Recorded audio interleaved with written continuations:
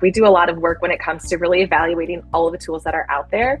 I think it comes down to being really strategic about making sure that the tool that you're using is going to solve not only your current problems, but future thinking as well. Making sure that you can kind of think about, what does our roadmap look like? At Amazon, we're really big on, our 3-year plans, our 2-year plans, our 1-year plans, and making sure that we're evaluating tools that we know work for us in the short term, but also making sure that we understand what the tools roadmap is as well. I think that's super important, and something that's sometimes overlooked is understanding what is the tools roadmap? What do they look like? What are they looking to kind of implement to make sure that you don't have that FOMO, making sure that when you make that decision for that tool, because it is a huge investment and it's a huge time suck to try and implement tools and change them if you have to.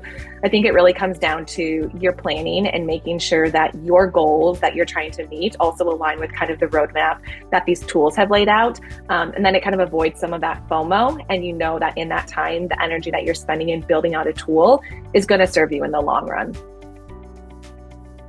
Yeah, I would build on that. We're going through that right now all the time. There's definitely we have this, but this tool could do this and this, or maybe this tool could be better, or, things of that nature. There's been a few things that we've done to try to address that. First, I would 100% agree with you, Carolyn, that we have to go back to the root of why did we even choose this tool in the first place, and did it do what we intended for it to do? And so just really making sure that you have all of your aligned metrics to the tool that you purchased last year or last month, and making sure that it's delivering on what you kind of promised and what you were promised rather, and what you guys committed to doing is sort of the first key to sort of, be able to say, look, we are getting this much out of this, whether it's pipeline or anything else. We tend to focus highly on pipeline.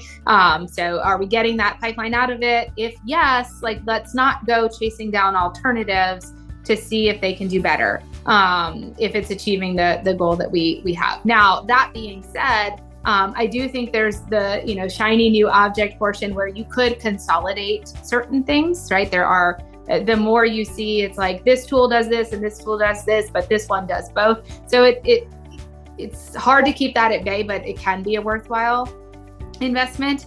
But really going back to what was our target, and did we meet that target first before we go replace it, is the first step.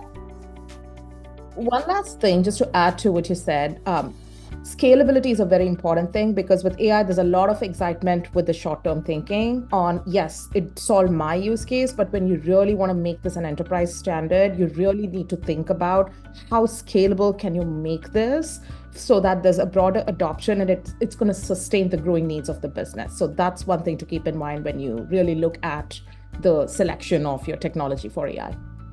Yeah, and I would add to that, I think Omer made the point a couple of times too, there's so many shiny objects right now, and there's a lot of really interesting pitches that I hear, right? But, I'd say kind of start with the friction points, and where do you have specific bottlenecks, and how do you exploit the current tech stack, and maybe layer in, simple workflows like we were talking about before versus, chasing that would be really cool. We see those all the time. And, ultimately if the team or, whoever's the target user of the tool ignores it, which we've definitely seen, and I've learned I've learned the hard way by deploying things that, didn't get the uptake, it's really wasted cycles.